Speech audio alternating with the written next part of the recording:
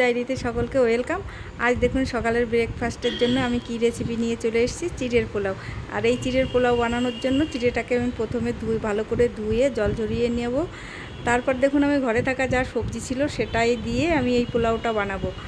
আর আমি এখানে কড়াই বসিয়ে দিয়েছি, গরম হয়ে গেছে। 1 চামচ মতো তেল দিয়ে দিয়েছি। প্রথমে আমি চিনেবাদামটা ভেজে তুলে নেব।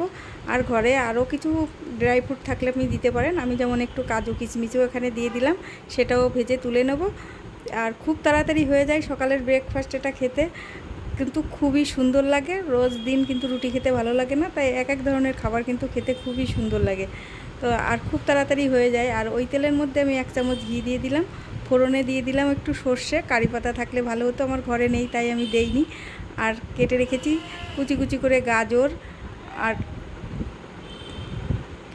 বিন, লঙ্কা কুচি আর একটু পেঁয়াজ কুচি আর টমেটো কুচি। এটা দিয়ে আমি মিনিট 2 একটু নেড়ে নেব। আর সঙ্গে লবণও দিয়ে দিয়েছি, কালারের জন্য একটু হলুদ দিয়ে দিলাম।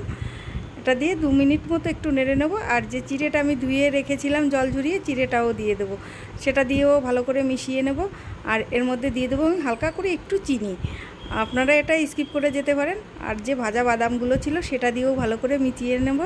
মিশানোর পর আমি এর মধ্যে দিয়ে দেবো একটু ধনেপাতা, দিয়ে নামিয়ে নেব। আমার পোলাও রেসিপি রেডি। এবার আমি সার্ভ করছি। দেখুন এটা খেতে কিন্তু দুর্দান্ত লাগে, আপনারা একবার